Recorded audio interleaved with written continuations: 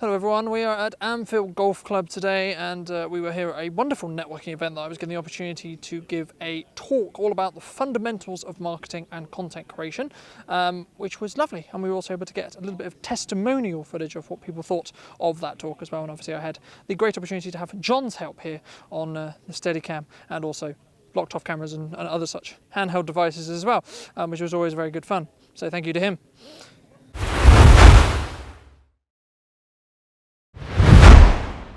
Hello everyone, my name is Carlton Brunton, I run Brunton Media in Salisbury, and before I get into it I wanted to ask you a question. How many people in this room had a talk today that could either get them introduced to a business or actually be a bit of business from them? Can I get a show of hands? Good. How many people listened to the radio or a podcast on the way in today?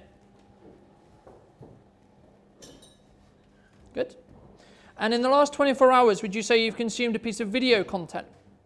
Whether that's on social media, through the television, form of advertising? Good. At this point, you've either been marketed to or had a chance to market what you do to either the person you've spoken to or by proxy. So one of the things that this talk is really going to help you understand is how do you create content so you can be in someone's peripheral vision. Now, kind of what that comes back to is the fundamentals of marketing, which is who do you want to talk to, because you don't want to talk to everyone, right? So the first question every marketer should be asking you, and if they're not, this is a red flag, is why and how, and then who, right? So who is your target audience? Now that could be a demographic-based question, right? So it could be a female in her 20s, right? Or it could be a specific sector of someone. So it might be a web developer, or it might be a video production company, or etc., depending on who you want to talk to. Now, I can't talk about that without telling you who I help and who I serve, because then I'm a hypocrite, right? So a lot of the time we talk to businesses who are struggling to tell their story, they're struggling to be in a position where they can tell their truth, right? So they want to be integral to themselves, they want to tell their story, they want to tell about what they do and how they do it. But they have a lot of hurdles about why, right? So they might be psychological, they might be technical, right? A common one is technical. Now, technical is something which you can just be taught, but psychological is something you've got to consistently work on, right? The concept of me giving this talk today arguably is psychological, right? Because not everyone is happy with giving a presentation to a room, never mind on Zoom or etc., right? So there's ways to build up to that. And one of the things that we try to do at Brunton Media is we try to help you understand that it's just having a conversation with someone who you would normally have a sales conversation with, that we've all had today. By the show of hands, everyone has had a conversation that could either lead on to work or could have some benefit in their life. So for me, one of the common questions we really get asked is, why should you create content, right? Now, for a simple sales point of view, there's a principle where I can have a sales conversation with someone, and then in the next 20 minutes, half an hour, I'm going to have the same conversation again with someone else. Now, I don't know about you, but that doesn't feel like a very good use of time, especially if that prospect is not needing that personal connection with me, right? So why don't I film that once or create a piece of content that shows that clear point, so whatever that point may be, and then put it out, and then put it out live, and then say, okay, so this is what we do and why we do it, right? So this is to build that sales tool for you. Now that doesn't mean you have to use that sales tool every time. You might be in a position where, okay, for this case, I'm going to use this sales tool, right? In this case, I actually want to talk to the person because I don't feel I've got that level of rapport yet. Or maybe they're going to have questions that don't get answered in this piece of content.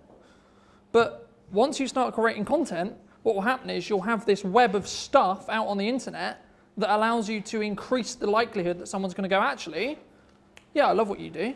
You connect with what I do. I think you could help my business. So why are we always trading time in the traditional form of I'm going to have 6 sales meetings today, or I'm going to have 10 different sales-related conversations or networking one-to-ones? And I'm not saying this can replace your one-to-ones, because it shouldn't, because it's about whether you want a surface-level connection or a deep connection with someone. A depth connection can only happen really understanding their background, really understanding who they are, really understanding who they are and what they do, can only really happen through one-to-ones. But when we talk about sales, we're talking about how many touch points does that person have, right? So how many times have you connected with that business before they're ready to purchase from you? On average, depending on your product size, so depending on, do you have a £10,000 product, do you have a £5,000 product, or do you have a £500 product, or anything lower or anything above, you need either more or less touch points. The higher your ticket of sale, the more touch points you're going to need on average, right? So my question to you is, to think about through this presentation, is do you want to trade time every time for that touch point? Or do you want to do it once, put it onto a platform, so then it can be consumed by multiple people at the same time? Right now, because of how much content I have live, I've got maybe 30, 40 touch points that are all being connected with new customers. I don't have a clue who those customers are yet, because they haven't come through. They haven't reached out. But what will happen when you do content for a long time is you'll get a random message out of the blue for 6 months. Or you've been doing it for 6 months and go, hey Carlton, I love your content, it's really helpful. Or, oh, actually this is a perfect time for my business because this is who I am and who I'm trying to help and what I need to articulate, and this is a common problem which I'm trying to resolve. And you don't get that if you're just trading one-to-one time all the time, because you're limited by the 24 hours in the day, right? So that's constantly why you need to be thinking about it from a time perspective, but also the byproduct of that is you're constantly front of mind. Anyone who has me on LinkedIn or follows our socials will know I show up a lot, and that's because I'm trying to say, hey, remember me? Hey, remember me? Remember what I do?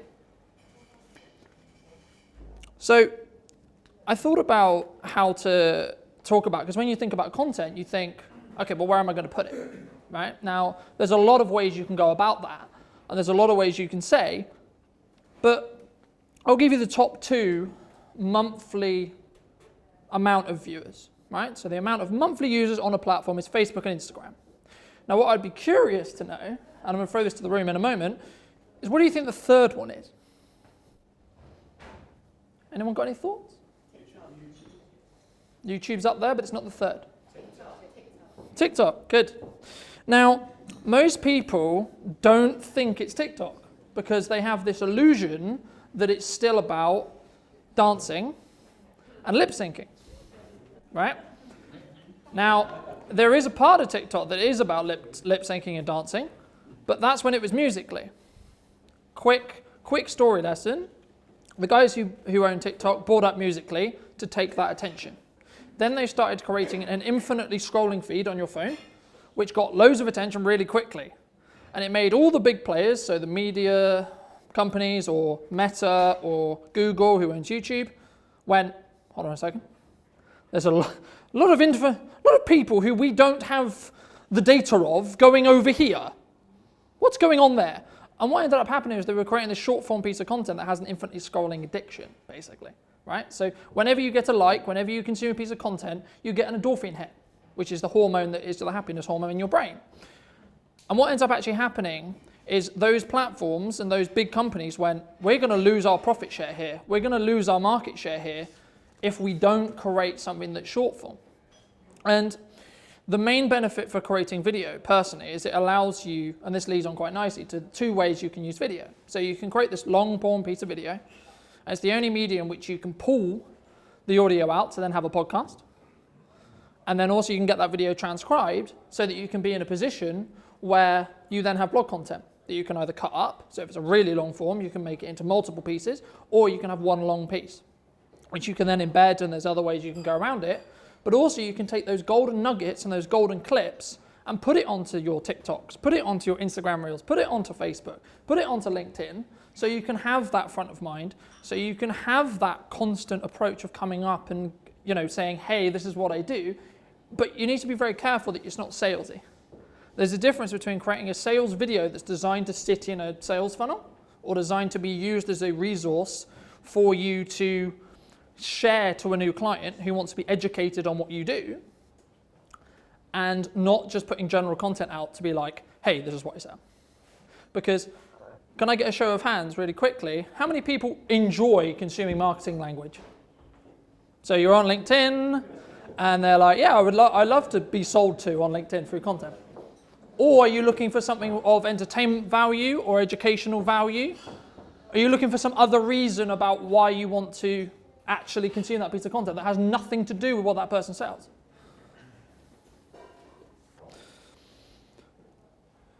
So one of the things that short form really allows you to do is tackle the issue of our attention span is dwindling. There was a study in 2015 that said that we now, as humans, have an attention span that is less than a goldfish. Okay? So a goldfish has an attention span of 9 seconds.